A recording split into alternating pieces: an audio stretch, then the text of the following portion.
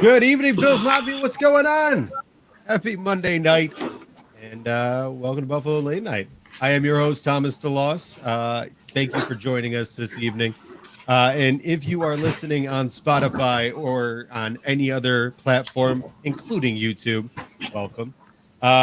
We are now on all streaming platforms, so feel free to join us. And you can check out all of our content at bflolate-night.com.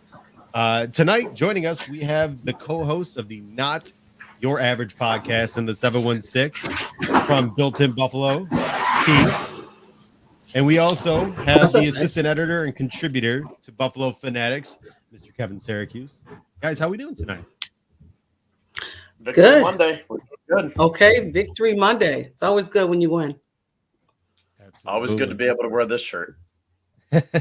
Absolutely. Yeah, we're starting it off good. And obviously it was a hell of a fought battle yesterday. And I would say one of the ones that is not more enjoyable for Bills fans, especially after week 1 and week 2, where we kind of just coasted in some pretty easy weather. But all things considered, how are you two doing tonight? How's your Monday going?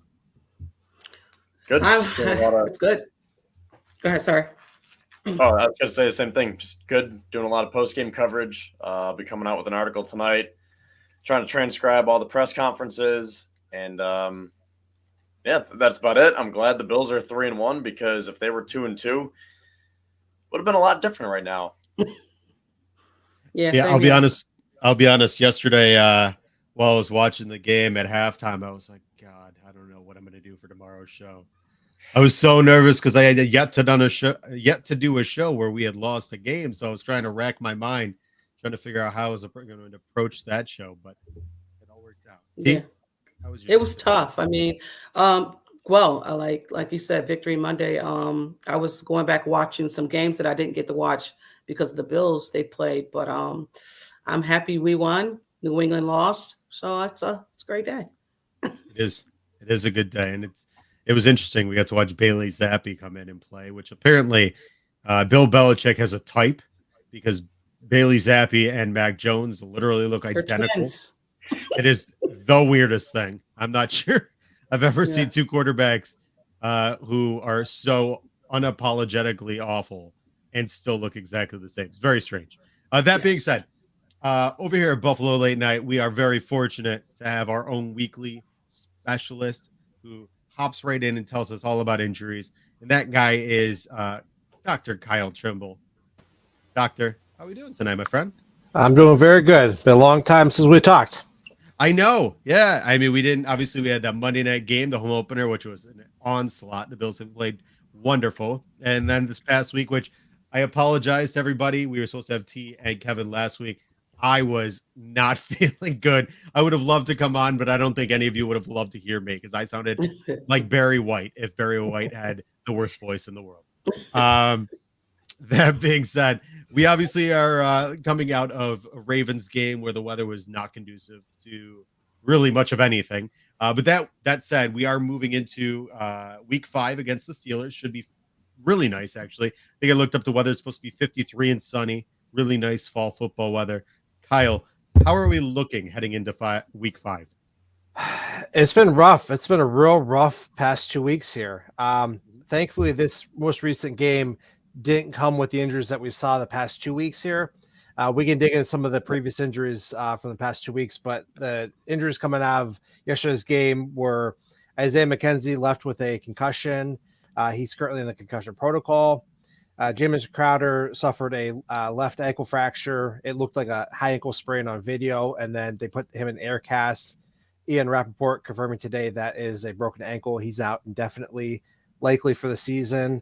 And Jordan Poyer went for x-rays after his pretty much a game-sealing interception, which led to them kicking the game-winning field goal. They haven't said anything that like what's going on with him. He says he's all right, but we've heard those guys say a lot of that stuff. Gabe Davis with his ankle, Ed Oliver with his ankle. So those guys say they're all right, but really they're dealing with something. So we'll have to wait and see what happens with Poyer on the injury report if he shows up again. But those are the injuries from Sunday's game. But we've had just a host of injuries over the past 2 weeks have just really reshaped the roster, including Micah Hyde, Tommy Doyle, Jake Kumaro, you name a player, and they're probably on the injury report, unfortunately. Now, obviously, at this point, we are heading into week 5. This is really that territory where Tre'Davious White could potentially be activated. What is your expectation? Do you think this is going to be maybe after the bye week, or where do you think it kind of falls in line? I guess some more after the bye week because he's going to need more ramp up time because I had originally thought he was going to be activated right off the pop right when cut downs were happening because he needs that ramp up time for practicing. And I thought, okay, let's get him on the pup, get him activated, for their first 3 or 4 weeks of the season, get him ramped up, and they elected to keep him on pup, saving the roster spot and then take him out to this point. So if you're looking at 3 to 4 week, ramp up there, you're looking at after the bye week and week 8 against Green Bay, week 9 against the Jets is a possibility, or even week 10 against the Vikings. I either say it's going to be either week 8 against the Packers because that give you that 3-week ramp up, though they won't really practice a whole lot, with the bye week in there. So that might throw some things off. I don't know how I feel about Trey White coming back and play against the Jets at MetLife Stadium. That turf has been host to numerous injuries over the years. We saw the Giants wide receiver, Sterling Shepard. He tore his ACL just jogging down the field, trotting. I was trying to say that.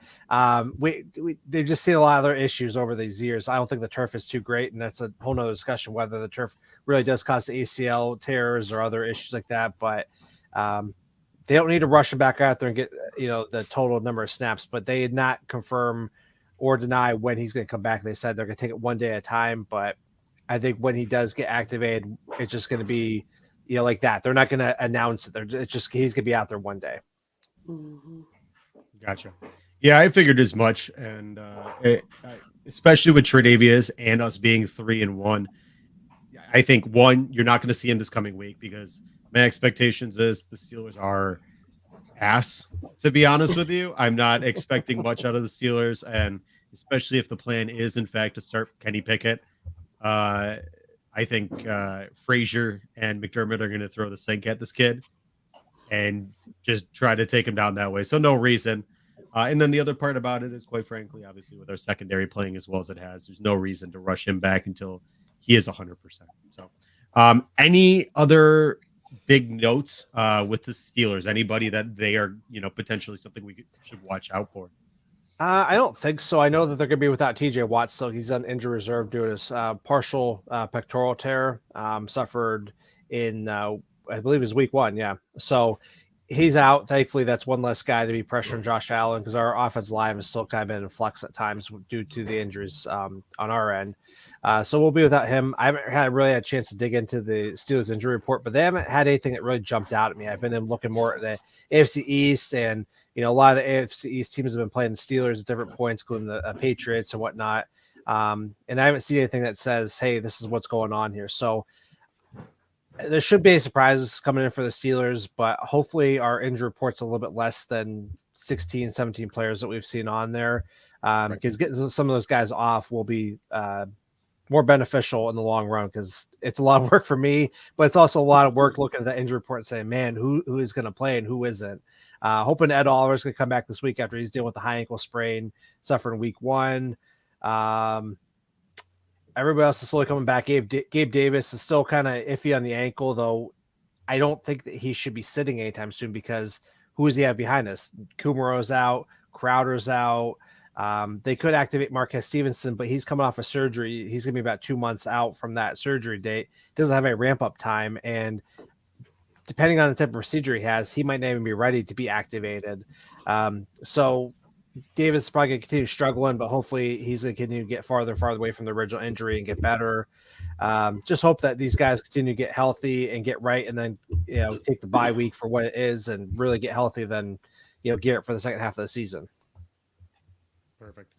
Yeah, I think it's it'll be interesting going forward, but the best possible scenario I feel like is getting rid of some of these things in the early parts of the season where you're obviously showing what the Bills can truly be early on and just getting all the wrinkles out now. So yeah, well, being 3-1 and having all these injuries, I mean that shows the depth there. But we saw what happened with the 2020 season. We were doing real good. All the injuries started happening right toward the end of the season, and that's where we kind of just came up short against the Chiefs there. So it's like, had Diggs, Davis, and Beasley been healthy, who knows what could have happened then? Or, just injuries affect everybody every year. But it's just like, I'd rather have now play very well, get them out of the way, and get everybody back for when you really need them during that final stretch. Yeah, if you had Tre'Davious White in that game against the Chiefs covering Tyreek Hill on that slant pass, you're talking that 13 seconds goes a hell of a lot different. So yes, needless to say, Kyle, we appreciate you as always. You can find all of Kyle's fantastic content at bangedupbills.com, also on Twitter at bangedupbills. He does stuff for Locked On Bills, for us here, for Cover One, as well as who else was it? I'm everywhere. Buffalo Rumblings. I got a Rumblings. segment on Gridiron Heroics. I'm everywhere this year. Everywhere. Awesome. Well, Kyle, as always, we truly appreciate you, and Thank you. We will see you next Monday. All right. Have a good night, everyone. Thank you. Good night. Take care, brother.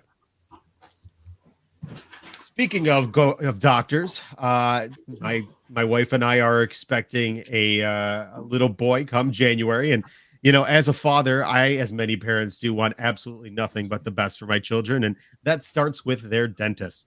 And Dr. Zach Mills, my cousin, my buddy, is the best dentist. His practice, a dentist for kids, is who my wife and I will be sending our son Griffin to. A dentist for kids offers individual dental treatment for kids of all ages, By providing a fun, relaxed, and encouraging environment, Dr. Zach's goal is to help your child build confidence in their smile and with their overall dental health. A Dentistry Kids is currently accepting new patients, and they participate with most major insurances.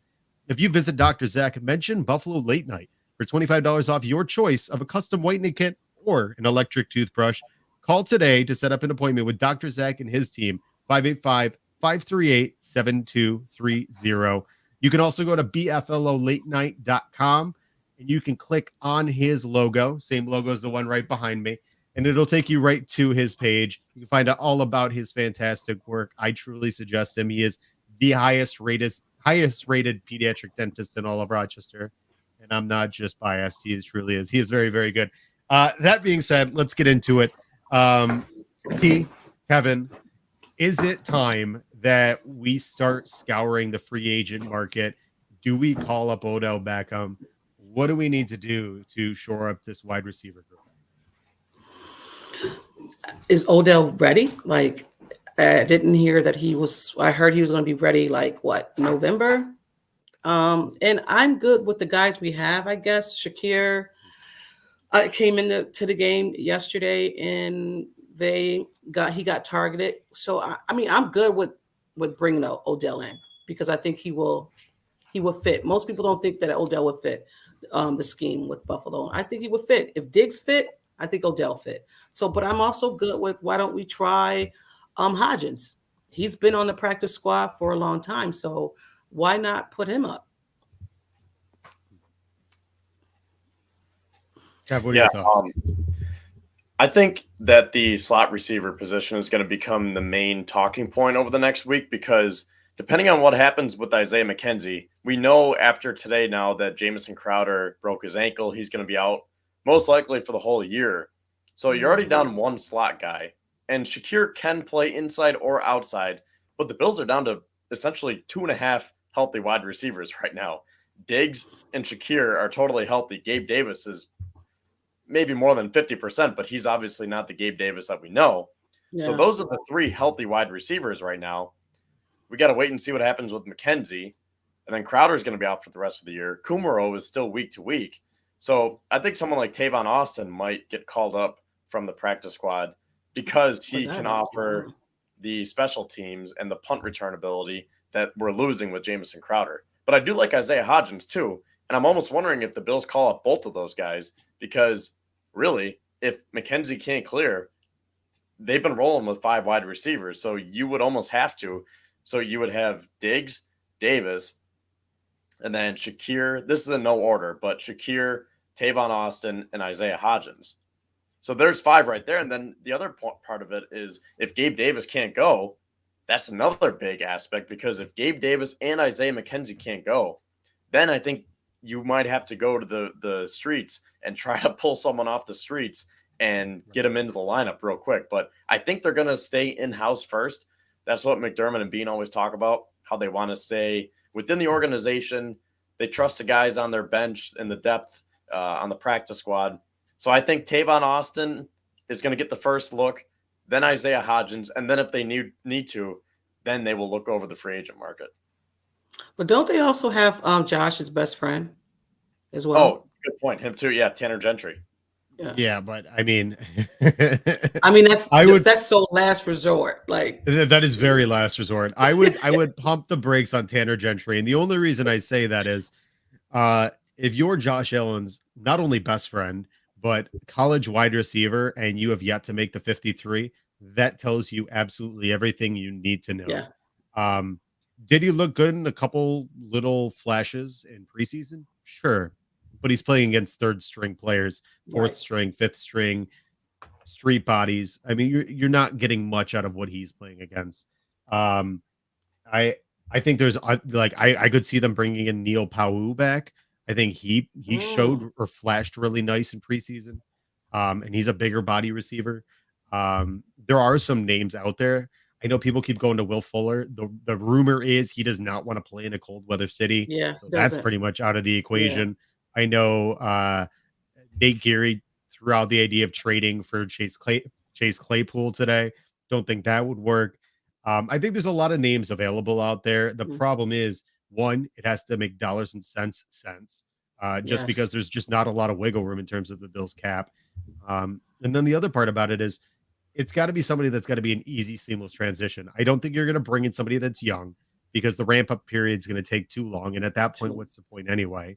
I think you want a veteran that's played in a couple different systems, potentially a wide receiver that has some familiarity with one of the coaches on the team. At that point, that's probably a better route. The problem is with the Bills, they're very much status quo and they're very much like on a consistency basis. So you see who they bring in is somebody that they feel incredibly comfortable with. That's why their roster you don't see a lot of movement throughout the season. Yeah. One, because they're exactly. generally healthy, but the other part about it is they only bring people up from either practice squad or somebody that they've released and signed. I mean, i.e. Justin Zimmer.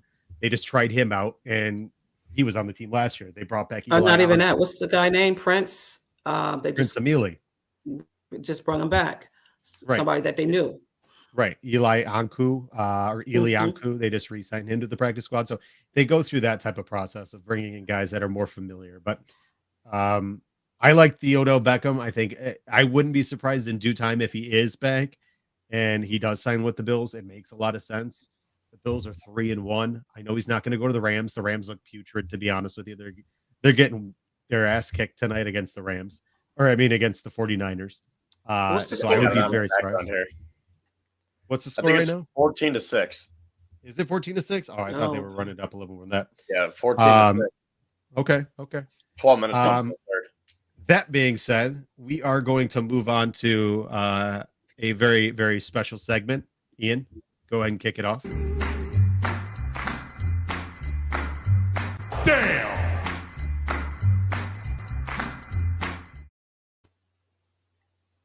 In tonight's weekly segment, this is our segment called Damn. We bring it to you every single week where something in the NFL that is just absolutely ridiculous. This week's segment, Seahawks fans were holding their breath Sunday when DK Metcalf seemingly left the game with an injury as he was carted off the field, or so they thought.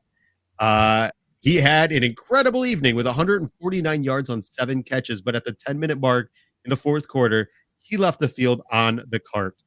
It was later announced by Seahawks medical staff that he hadn't, in fact, torn or broken anything. He just really had to shit. So congrats to DK Metcalf for scaring the life out of Seahawks fans everywhere for just a few brief moments. That is our damn segment for this week. I don't know if you guys caught that. are you serious? Yeah, he had said himself that he needed the cart because he wouldn't be able to waddle himself without an accident happening. So. Yeah, he tweeted something about that walk would hit different. I can't remember how he worded it, but I was just like, oh my God, are we actually hearing this right now? Because usually these guys are so buttoned up with how they speak in their press conferences and everything. And Right. the PR people are all over them and say, hey, you can't say this, you can't say that. And we're literally just talking like it's backyard football. Like, hey, I'm going to go use the John real quick. I'll be right back. I'm going to go take a big dump, and then I'll be back and put up another 150 yards. That's the same thing with Lamar Jackson, right? When he said he didn't have to go. I don't know what the whole story was, but I thought he had to go take a dump. But nope. I don't know. Wow. Yep. That's ridiculous. Oh, the tweet was, he said that clinch walk would have made it, or would not have made it. There it is. Yep. The clinch walk. Ridiculous. I love it. Oh, by the way, Jimmy, thank you for subscribing to the show. We definitely appreciate it. We're glad you found us over here. Also, big hello to Robbie. Robbie likes to pop in. Likes to talk 716 Sports. Another great podcast if you guys want to check it out. Robbie's a good dude. There it is, right there. Moving on, let's get into it. The Bills obviously played the Baltimore Ravens yesterday.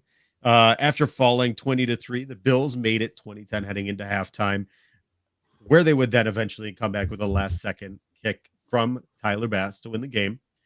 What were your initial reactions, or are your initial reactions to yesterday's game? Kev, you want to lead us off?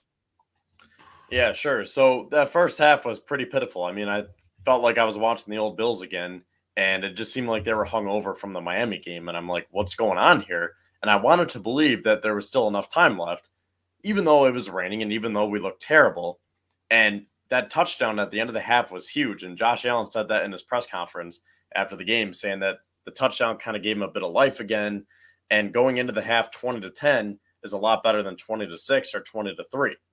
So I kind of felt like it was a new game at halftime because I tweeted afterwards saying, hey, it could be a lot worse than 20-10. The way they were playing, I'll take a 10-point deficit going into the half because you could just kind of feel that momentum change. And talk about the halftime adjustments from Leslie Frazier, Sean McDermott, and the rest of the coaching staff, because that was the third time this season, third game out of 4 opportunities that the Bills shut out their opponent in the second half.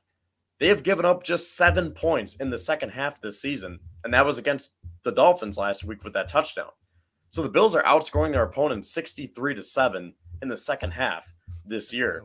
And it's insane because they're still without Trey. Micah Hyde went down. Ed Oliver's been banged up, and they've dealt with a ton of injuries. Still don't have Jordan Phillips. Defense. Yeah, Jordan Phillips. That's the other big one. Yeah, and Oliver, they're still shutting it down when it counts the most. And it's just such a cool thing to see. And moving forward here, we've been talking all offseason about how the first 7 games are going to be the roughest. And then you get the bye. Well, it goes Pittsburgh, Kansas City, bye week, and then Green Bay. And then after Halloween, it should get a lot easier.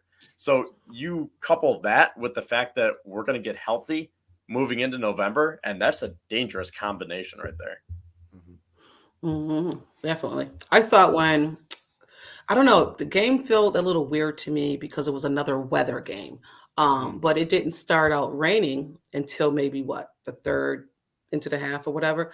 But they started out flat. And Josh needs to get into a rhythm. He likes those, he's doing those little short passes now, those screens, those dump downs to Devin Singletary, which is great for him because he needs to, like I said, get in the rhythm. He loves to get in the rhythm.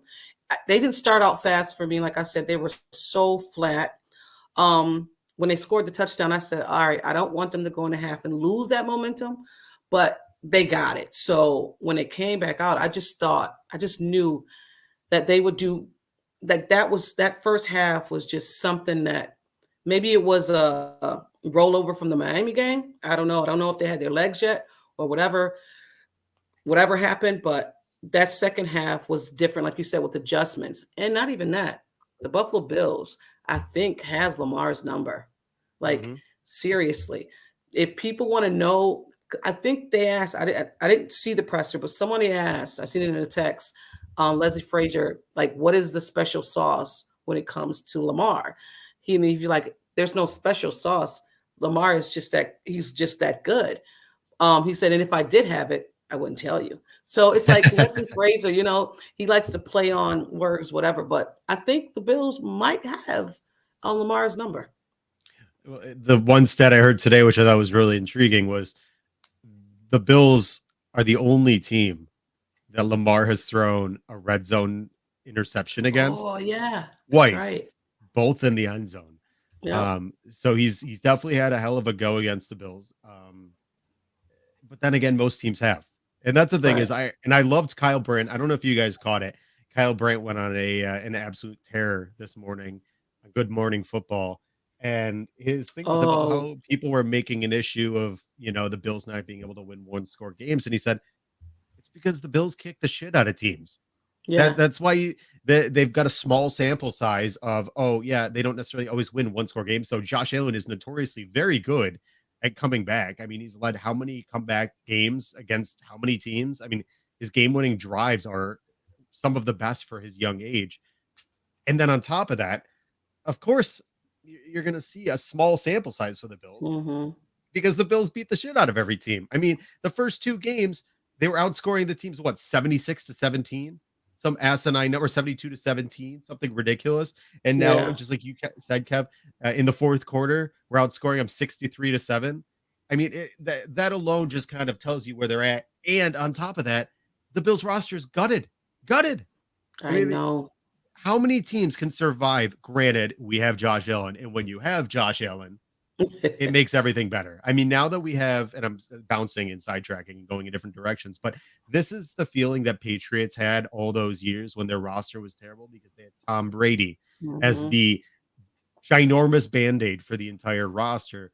now you have Josh Allen, so that when things are at their worst, you can still somehow piecemeal a game together because Josh Allen can carry you, through the end zone or through the finish line, excuse me. Um, but I do agree. I think it's yesterday's game was tough. And like I said, I was so nervous as to come into the show because I hadn't done a show yet on a loss. But the one thing that I've kept feeling every game, and even in the Dolphins game, is this just sense of calm. And Mm. as Bills fans, I feel like we have always been, or at least we've been conditioned to wait for that other shoe to drop, where everything's going well, but where's that Bills Yeah. fumble, or they're gonna blow the lead, or whatever it may be specifically that the Bills are gonna do. You don't see that anymore. You don't see But also those just too, you have to it depends on what type of Bills fan you are. Like, how long have you been a Bills? I'm not saying that if you've been a Bills fan this long, you're, whatever. I'm saying if you've been in the 90s and seen the Bills and seen what they've done in 2000, and you have that scar, like you said, but some of these people that's watching the Bills, they don't even know that exist. Mhm. So they're just here for that ride. It's awesome. Where there's other Bills fans like, no, something's gonna happen.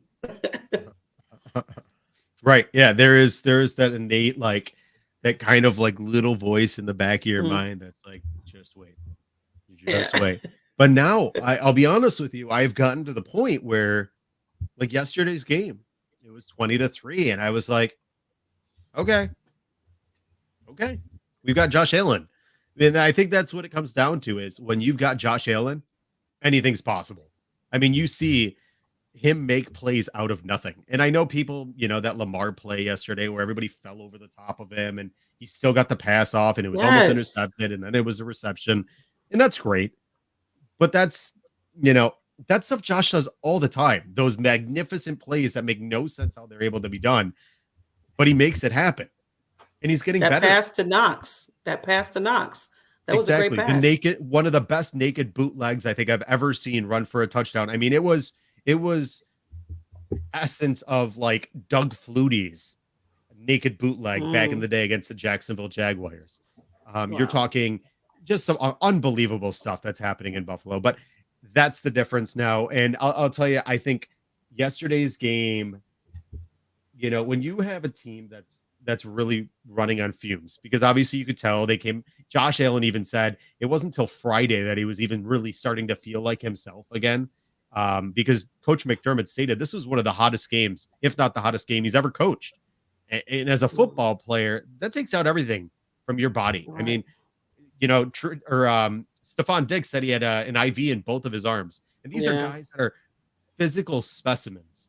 Guys like I keep saying Tre'Davious White, Stephon Diggs, who's probably in better shape than most people will ever be, or most people are across the United States or the world, and he's even struggling. You can see a team that even through that game, still, no matter how crappy that weather was, no matter their wall, they were up against the wall, they kept fighting, and they came back, and they had a coaching staff that made adjustments and came out with a better game plan in the second half.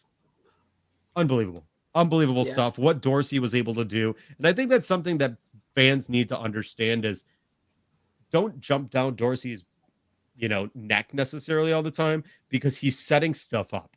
He might do something in the first quarter that is for a fourth quarter play, so that they think something's happening in the first quarter, and then the fourth quarter they run something that's very similar, that it's completely different play, but they just want to look in the first quarter so that they have something different in the fourth. So the stuff that they were doing, the adjustments that they made, I mean, Leslie Frazier, if he doesn't get a head coaching look, it's an absolute atrocity, because what he has done this year so far with a gutted defensive roster is unbelievable.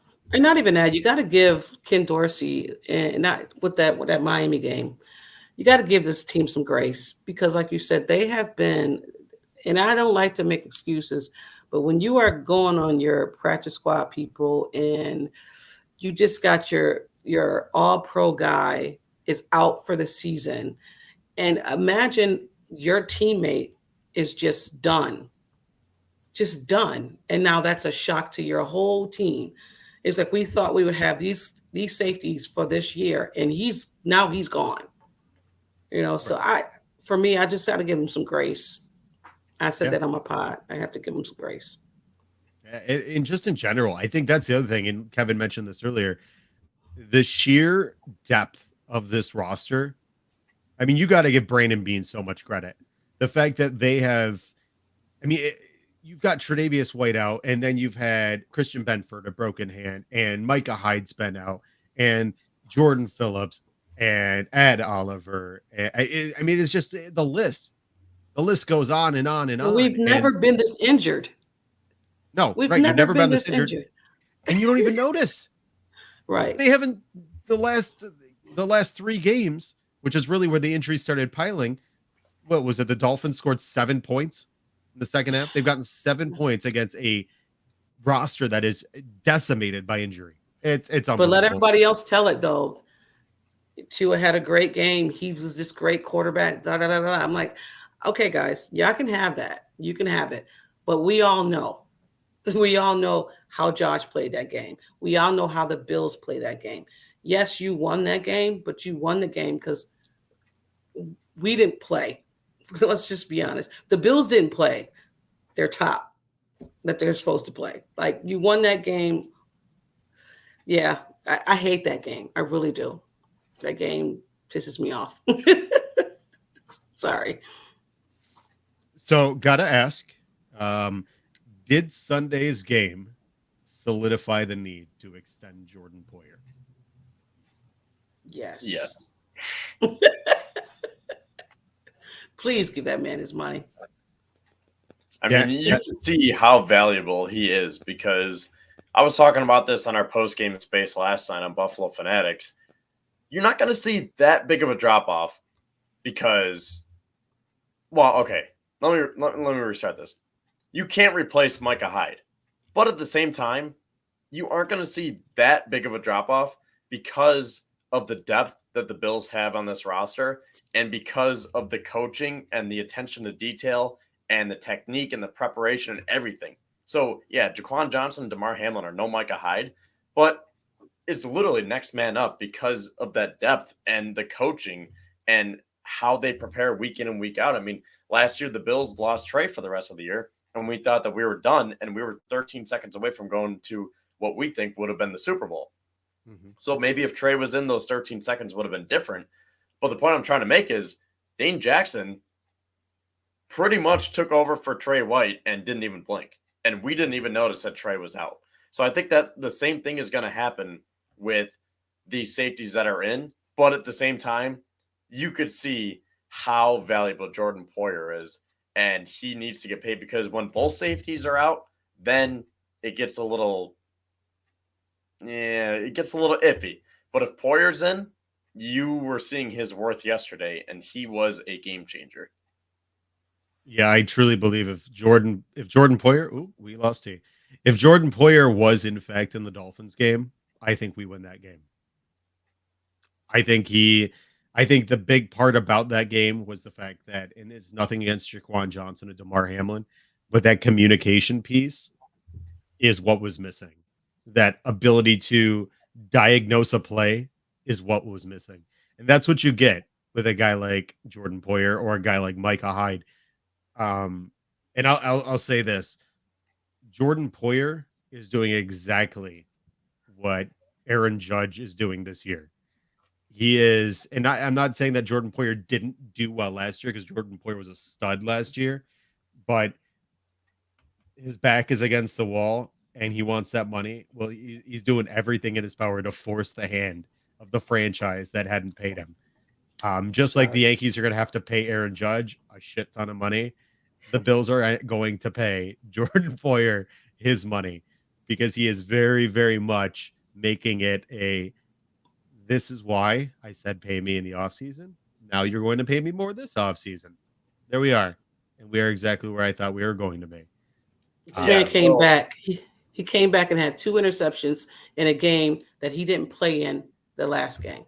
You're going to have to pay this guy his money. And not, you've seen the communication that he was having between was it Hamlin out there? And normally when it comes to him and Micah Hyde, they don't really communicate. They don't really communicate because they know each other ins and outs. You know what I mean? So you're going to have to pay. Please pay Poyer. Pay him. Just pay him. Right. Yep. It's one of those things. Oh, I'm sorry, Kev. Go ahead. No, you're good. I was just going to say that Poyer has 4 interceptions in 3 games. So I know I was trying to make the point by saying you can lose Micah Hyde and you won't notice. They won't drop off a beat that much. But that being said, you can't lose Hyde and Poyer both. As long as one of them is in, like Poyer is so good. He's essentially like Josh Allen. He is like a big eraser where if Hamlin messes up, Poyer will cover up those mistakes because he's so good. So you can get by with one of those star safeties, but if he gets hurt or if the Bills don't re-sign him, then you're looking at a totally different landscape. But as long as the Bills have Poyer healthy for right now, he will only make Damar Hamlin that much better. Right. Yeah. Agreed. That's what it comes down to is you get a guy like Jordan Poyer. I think that the true sentiment is you have peace of mind. You know you have a guy out there that if all else fails, you can rely on, and you saw what happened yesterday. And I think Sal Capaccio, when he was on the Extra Point show, he said something that was very, very poignant, and that was that most guys, when Prince Emili deflected the ball, the first interception, most guys the ball would have bounced around and been all over the place. He was the first went up. He high pointed the ball. Exactly. Yeah. He high pointed that ball and got that thing to come down. And then the other one, the second interception where the ball was going to Devin Duvernay. My wife even said it. My wife is not a huge football fan, but she watches and she enjoys it. She said he covered almost half the entire end zone by literally. He wasn't even over there. He wasn't right. Lamar over there Jackson saw him. And by the time he threw the ball, he had closed the gap, which was it was unbelievable. And that's the thing that you can always rely on is Jordan is always in the place he needs to be. He's never out of position, which makes him such a valuable piece of that defense because you got a safety back there, especially when you got 2 of them. But for now, when you have one of them, when you got one that's always in position, it makes the rest of the defense that much better because they know they've got coverage at least on one side or the other. Go ahead. No, it's okay. I was going to say, I was going to mention something about Poyer, then transition into another aspect of the game yesterday, but I wasn't sure which route you were going on next. I was just going to say, speaking of reliable, Travis Matthews' innovative fabrics keep you looking and feeling your best, whether you're on the golf course or strolling through town, offering supreme comfort for every aspect of your life with clothing that's quick drying, wrinkle resistant, and super soft. You can move seamlessly from work to play. Get 20% off your first order and free shipping at travismatthew.com. When you click on the Buffalo Late Night social media link, you can find it on our website and on every single one of our pages. Kevin, take it away. What were you thinking? So the other aspect of that Poyer interception to seal the game pretty much was that he caught it in the end zone, obviously, and that was huge because the Bills got the ball on the 20-yard line. And that segues into what I want to talk about. Going back to what we were saying about how the Bills finally won a 1-score game, but I think you were saying how Kyle Brandt said it doesn't matter because they're so good that these 1-score games don't necessarily matter. Is that pretty much the point that he was making? Just saying that that doesn't make them a bad team because they are so dominant. It's just they're on the wrong end a lot, and it's more bad luck more than they're not a good team, right? Right. Exactly. Yeah, I think it's just one of those things where he's saying it's it's almost happenstance that's what happens because I mean 1 possessions games you can look at it either way. The Bills are always close, they're never getting blown out, or the fact that it's just like you said happenstance and it's just kind of a product of the environment that they're in. So Kyle Brandt's essentially saying that it's more bad luck than bad performance, correct? I would say so. Okay, now that's good because I want to counter that a little bit because I really like how the Bills played yesterday, and that's the point that I want to talk about. So Poyer makes an interception, great play. They get the ball at the 20-yard line with over 4 minutes left. Now, sorry, I got the game going here. I'm trying to keep updated on the game. San Fran just scored again.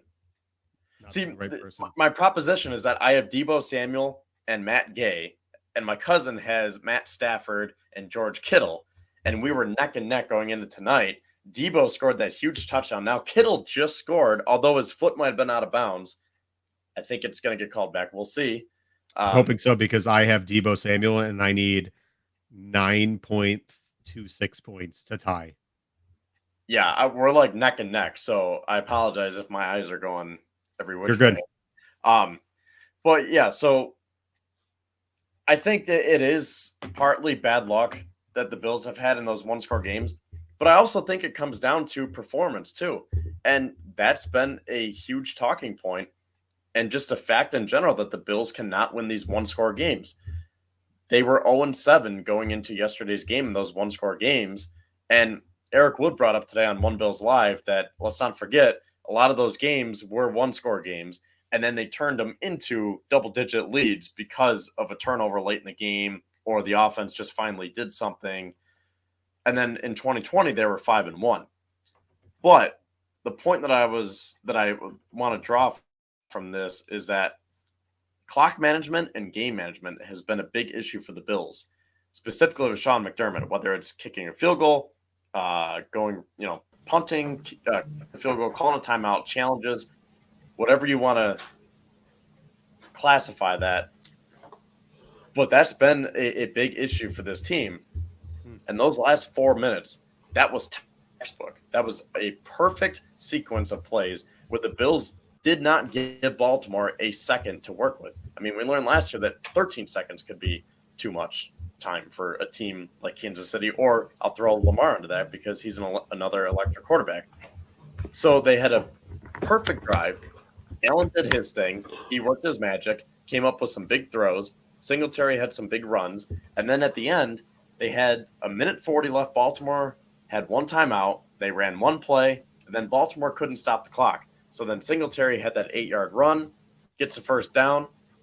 Or no, I'm sorry. I think it was 2nd and 2. And then Allen got those 2 yards, and he got the first down, but he knew to get down and not go into the end zone to keep the clock moving. And then they just essentially ran out of time, took 2 knees, kicked the field goal, boom, you're done. And that was just so nice to see. Struggled in these late game scenarios and situations. And again, I cannot hear. Why can't I hear? We can hear you. Yeah, you could look at that and say it's bad luck, because it's important that they learn how to win these games, because it's going to come in handy down the stretch as we go. Because I would be shocked if they can beat every single team on their schedule by 10 or more points, including the AFC Championship game and the Super Bowl. So they are going to have to learn how to win these tough games, and they did that yesterday. Yeah, it's definitely one of those games that I don't know if it's essentially a statement game, but I'll tell you, it's one of those games that it proves a lot of naysayers as to what the Bills are capable of doing, and it proves to McDermott that he can make those smooth decisions at the end of the game. Because I'll tell you, that sequence at the end was that 4-minute sequence was beautiful. I mean, it was masterwork how they were able to get down the field the way they did and really kind of maneuver it. It very much reminded me of the Patriots game from 2011 when they were able to win 38-35. Just the navigation of those last few minutes was unbelievable. Speaking of which, Jimmy had a little comment. Comments, concerns on giving Singletary on first downs. I'll say this. I think Singletary deserves more run in terms of consistency. I think I am very similar to like Greg Thompson, and Greg was having a hell of a fit yesterday. I think I'm on the end of my rope with Zach Moss. I think Zach Moss is a once in a while type of running back where he'll have a once in a while really nice play, but the rest of it, I mean, his vision running through holes is some of the worst I've seen. I mean, he has run into the back of his own players. He's run into holes that aren't there. I think Singletary provides so much more in terms of not only the run game, but he's become a better receiver this year. He's actually the second leading receiver on the Bills team this season. I think he deserves more, and he's proved to at least deserve that. I know people want to see James Cook get more. I think the necessity to push our rookies up is just the inkling from fans wanting to see more out of them. I don't think we have to necessarily. I think you can lean on Singletary and then sprinkle Cook in here and there. But I think Moss is, to be honest with you, if I was the Bills, knowing the rumors of a couple running backs like in Atlanta, and who's the other running back that tore his ACL? There was another one today. Oh, Javonte Williams. Javonte Williams. If I'm the Bills, I call Denver, I call Atlanta, and see if what they're thinking about with Zach Moss and trade him away and maybe get a mid to late round draft pick. Because now, did they try to trade him earlier in the offseason or no? No, they shut that down. Yeah, they said no because people were talking about that all offseason, and then the Bills flat out said we are not trying to trade Zach Moss. Right. I think the only hesitation as to why they wouldn't, to be honest with you, is being in a Super Bowl window. If Devin goes down, then they'd have to fully rely on James Cook, and I think that's something they're a little gun shy doing. But Jimmy, I think Singletary has earned it. I don't know how you guys feel. Yeah, I mean, I think in order to get the running game going for the Bills, last year when it was working best was when they essentially told Devin Singletary that he's RB1. Because for weeks, I believe it took until week 12 or 13 for that run game to get going. So up until then, we kept having these same conversations saying, what's going on with the running game? Why can't they get anything going? Are these running backs that bad, or is it the offensive line? Well, then the offensive line finally started to click. Ryan Bates came in, and he looked great, and Devin Singletary looked great. So I think that Singletary just can't get in that rhythm because they are trying to work this committee where they give Singletary some touches, and then they go to Zach Moss, and maybe they'll sprinkle in James Cook, and then they'll go back to Singletary. And then let's not forget Josh Allen is the leading rusher with 11 carries for 70 yards and a touchdown. So Zach Moss is the odd man out here, I think, because Singletary has earned the right to be RB1. He is that good, whether the Bills want to become a run team or not, because they're not. I mean, they're a passing team. They will never become a run-heavy team as long as Josh Allen's quarterback. But you have to run when you need to, just to keep the defense honest. And I think Singletary has earned that right. And I would really like to see James Cook sprinkled into this offense more and more because he is a dynamic weapon. And Josh Allen is essentially Zach Moss. And by that, I mean Moss is supposed to be used for short yard situations to take the pressure. Josh Allen is the best one in the league. But how are you going to take the ball out of Josh Allen's hands? And on all those audibles, Josh Allen knows that he is probably the best player on the field, and you're not going to take the ball out of his hands like yesterday on that sneak. Well, it wasn't a sneak, but the bootleg when he ran in for the touchdown. That's not Zach Moss. That's Josh Allen. That's all Josh Allen. So to me, Moss is expendable, and I know they like him, and he's still young. He's recovering from that ankle injury, or at least he was last year. So now they want to give him a better look because he's fully healthy, but he just seems like the odd man out. And I would really like to see his touches go down. I know he only had 3 carries yesterday, but I think it's got to be more of Devin Singletary moving forward, and I hope more of James Cook too. Right. Full-heartedly agree with you there. I think the Bills have enough in Josh Allen. Now, I am not co-signing the idea that Josh Allen needs to get more run in terms of design runs. Is a lot. Yeah, exactly. Now, mind you, that was a game where it's raining. The ball's, he's throwing the ball and drops are coming really in buckets. I think that was just kind of a product of what the game plan became. But I don't think they are going to go more designed runs. I think it's more Josh feels that he has the ability to scramble like that 20-yard run he had. I think that's what you're going to see is more of that. Obviously, the coaching staff is very, very gun shy to the idea of having Josh run because one mishap and season's over. That being said, those are the best plays when it's unscripted.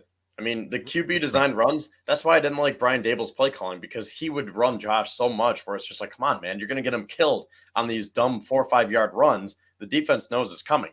But when you get Allen out in space on a broken down play, when he has nothing open downfield and he sees 3 big defensive linemen coming at him, then he will truck him over. He will stiff arm him. He'll juke him out. He'll do something to make everyone's camera go off. And then that's the Josh Allen that we know and love. So I am totally fine with Josh Allen running, especially on plays like that. But it's the QB designed runs that make me extra worried. And I guess those are the ones that you can give to Zach Moss if you do want to get Moss in the game. But it just seems like every time he runs up the middle and it's stuffed for 2 yards, 1 yard, 0 yards. So again, I think the pecking order has to be Singletary and then probably even Allen before Cook. But I think that has to be your 3 moving forward because Zach Moss just isn't getting it done. Right. Yeah, wholeheartedly agree there. Moving on to the last little segment tonight. The Pittsburgh Steelers are coming into Buffalo at Highmark Stadium on Sunday. And I think the expectation is Kenny Pickett will be the starting quarterback this Sunday. What is your keys to a Bills victory? T? Oh, wow, that's a good one. I think for me is just setting that tone, right? For Josh to come out there again to make those quick passes, to keep Josh upright, to keep the pocket clean. I don't know. I would like to see a run game. I know you guys spoke about a run game. I would like to see Devin run more, whatever. And I get it. We want to see the rookie too, but I don't know if this game is too big for him. And I don't want to say that. I don't want to say that this game is too big for him, but I just want to see Devin run the ball, I guess, for me. I want to see the run game. And I know it's situational football, but I would love to see the run game. Well, based on the wide receivers and how injury riddled they are, they might have to use the run game more because if Isaiah McKenzie can't go, we know Jamison Crowder is down. And depending on what they decide to do with Tavon Austin, Isaiah Hodgins, Tanner Gentry, or anyone else, not to mention Gabe Davis is still dealing with that ankle injury if he can even suit up. So they really might have to get the running game going more. And, I'm going to throw another name into the mix, and that's Dawson Knox because they signed him to that big contract. And where has he been this year? He's almost been invisible. I know he came up with a huge catch yesterday, but I got to look at his stats. But I think he's still under 10 catches for the year. And I don't even know if he's gone over 100 yards yet receiving. I know he doesn't have a touchdown. So catches for Dawson Knox have been far and few between. And he was never a big guy like a Rob Gronkowski or Darren Waller, even though Darren Waller is doing nothing so far this year. But he was never a guy to, command 10 to 15 targets. But if you're going to assign Dawson Knox to be a top 5, top 10 tight end, I would like to see him get more involved in the offense. And if you're going to be this banged up now with your wide receivers, I think we have to see more of Dawson Knox moving forward. And it starts this week. Yeah, I'll tell you, though, the one thing that's going to be questionable is Minka Fitzpatrick is potentially out this week, which if that is in fact the case, air raid hour, you gotta let Josh go wild because Minka Fitzpatrick is a game wrecker. And if he is not in the game, I think it's one of those things that you try to get the passing game going a little bit more after. Now, did he get hurt during the end of the game? Yeah, he's on their injury list, and it's not looking great. Oh, okay. So that'd be a questionable one. I think this game's going to be one of those games that the Bills are going to. Oh my gosh, Deebo Samuel just broke out a big run. Good, love it. Sorry, You're good. Big time. I think it's one of those games that the Bills are going to lean on Leslie Frazier to script up something because Leslie Frazier and Sean McDermott have historically done very well against rookie quarterbacks. And if Kenny Pickett is going to be the starter, I think they're going to run roughshod on him and really make him have a hell of a day. I think you're going to see Ed Oliver come back unless they hold him out one more week to potentially get him a little healthier.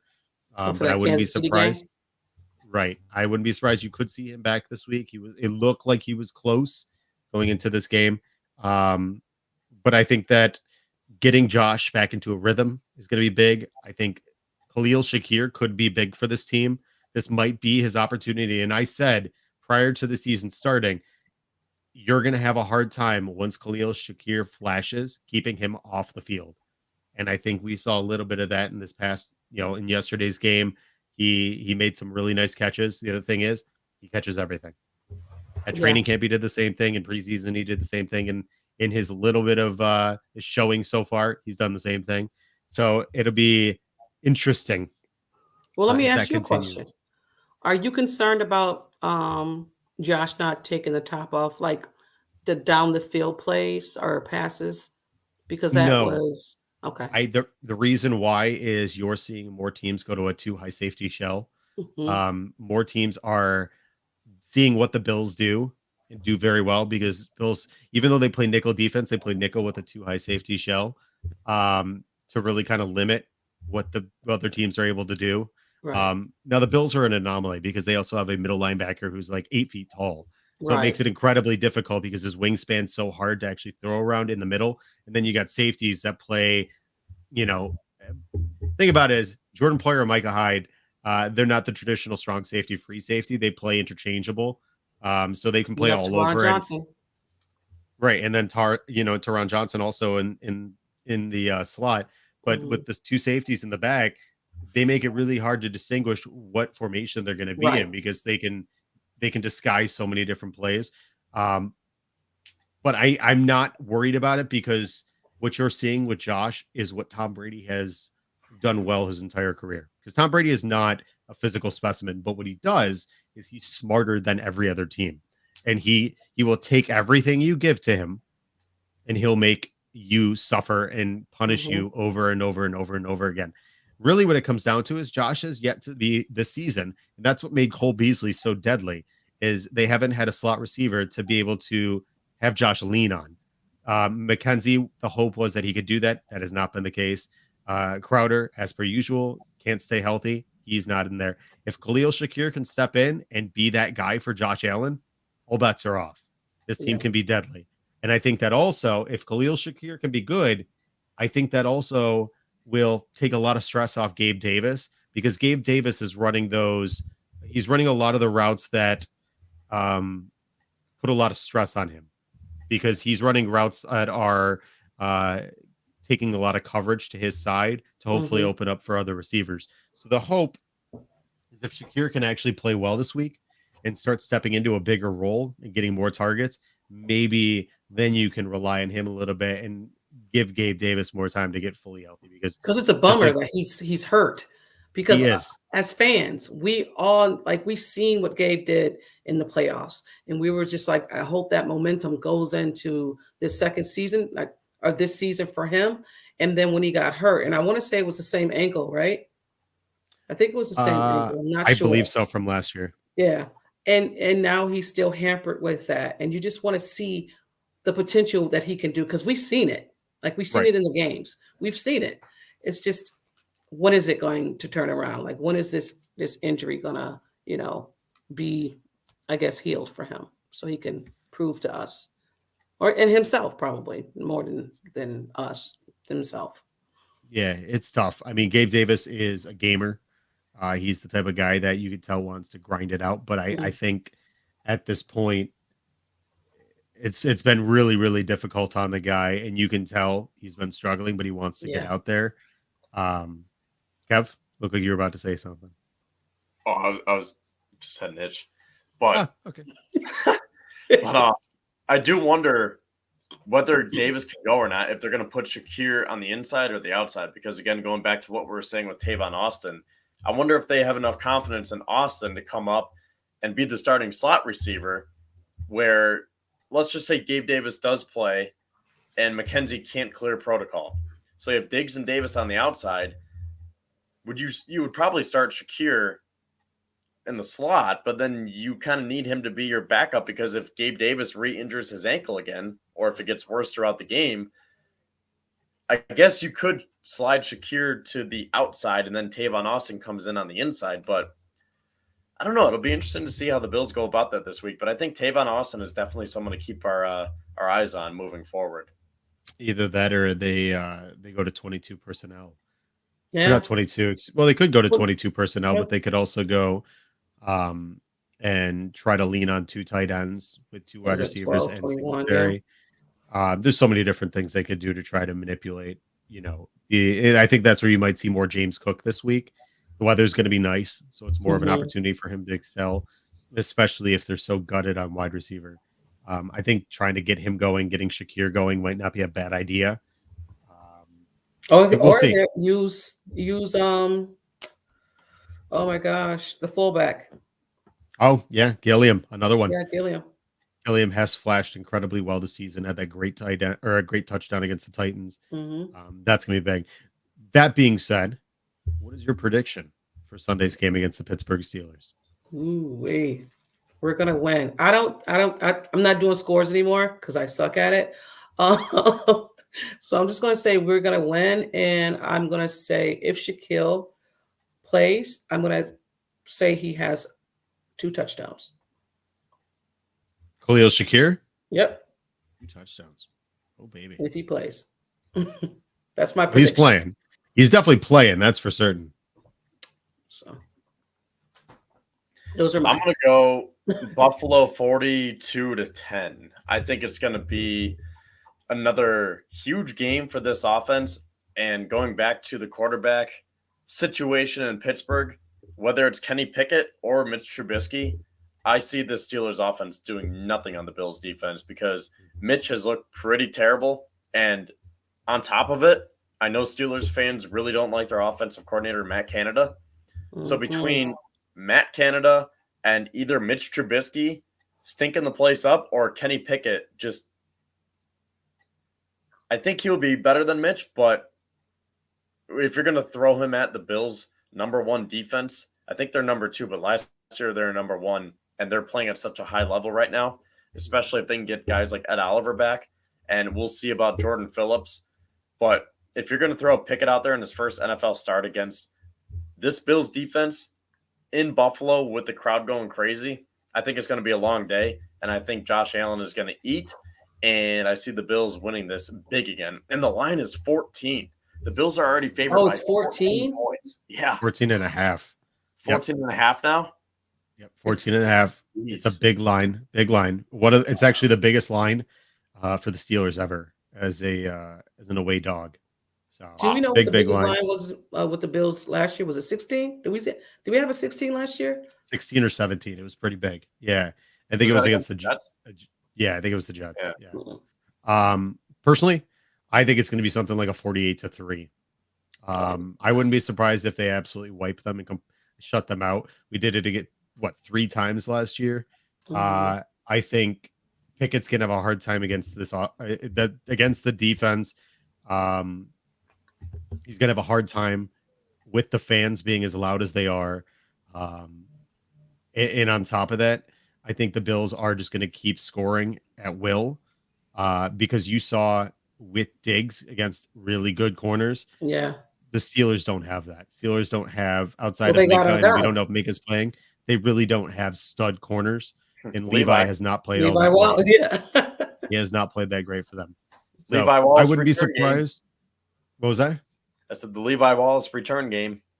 A revenge game, yeah, right. I'll be honest. I'm not scared of the Pittsburgh Steelers. I'm not scared. I don't think they're that great. So I think it's going to be a game where the Bills are going to be able to actually again, put another statement win out there and say, we're just running roughshod on teams now. So we have made it.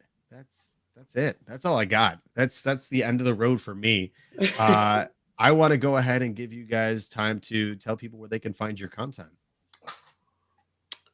I guess I'll go. Well, you can find I go live. Me and Mike go live on Thursdays. We are on the Build in Buffalo Network. We go live on Thursdays.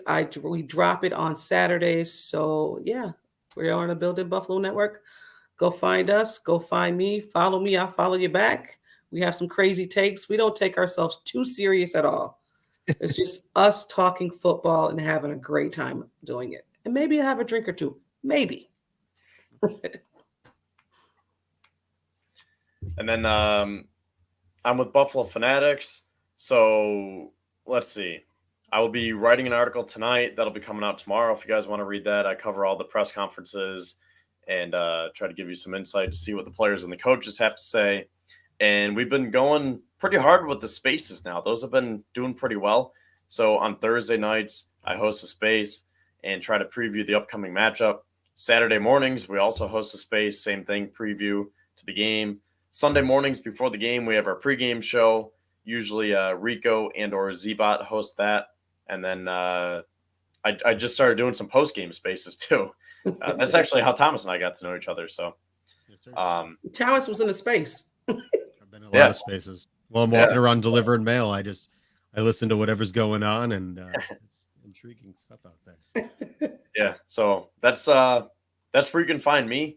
And one last thing I have to say is, because we'd be remiss if we didn't mention these guys: Kyer Elam, Matt Milano, Tremaine Edmonds. Those guys have been playing out of their minds this year, and we haven't even heard Kyer Elam's name that much. And that's a good thing when you're a cornerback, because if you're hearing your name called a lot, that probably means you're burnt toast. So Elam has been a lockdown corner, and tying this into the whole conversation about Trey coming back off the PUP list, it's going to be a tough competition between Kyer Elam and Dane Jackson, because the Bills really like Dane. But how do you pull Kyer Elam out of the lineup right now? Yeah. Because let me just pull up his stats real quick. I started following this NFL Rookie Watch account on Twitter, and they tweeted today he had 43 coverage snaps yesterday against the Ravens. They targeted him once. He allowed 0 catches. Wow. A lockdown corner. And for the year, he's only allowed 7 catches for like 50 yards, I think. I don't have the exact numbers with me, but he has been playing great. And when Trey comes back, and then eventually Benford and Xavier Rhodes, that cornerback room is going to be scary. So we're talking about all these stats with the Bills defense and how they can just totally dominate and take it to either Kenny Pickett or Mitch Trubisky. Well, that may be true, but in a few weeks, this defense is going to become that much scarier. Yes, sir. It'll be good. That being said, I appreciate you two. I appreciate you rescheduling again, because my sicky self could not manage to get myself on here. Thank God, because I don't think anybody wants to listen to it, and that's fine. But as always, I truly appreciate everybody who stopped in tonight. We had some really nice conversation in here. If you want to find out any more of our content, go to bflolatenight.com. You can check out all of our stuff there for our YouTube, our Twitch, our TikTok. My brother's been setting that up. I have no idea. Whatever. I feel like I'm old now. Whatever. But check out all of our content. Go on YouTube. Check it out there. You can subscribe to us and get notifications so you know when we're going live. And if then you want to follow me, I am on Twitter at @ThomasDeLoss. I'd love for you to give me a follow, hit you back with a follow there, and we can communicate about all things Bills or whatever you want to talk about. I talk about random stuff or nothing at all. As always, though, I truly appreciate you guys stopping in. This has been Buffalo Late Night. I am Thomas DeLoss. Go Bills. Go Bills. Go Bills. The Bills make me wanna shout. Kick your heels up and shout. Throw your hands up and shout. Throw your head back and shout. Come on now, the Bills are making it happen now.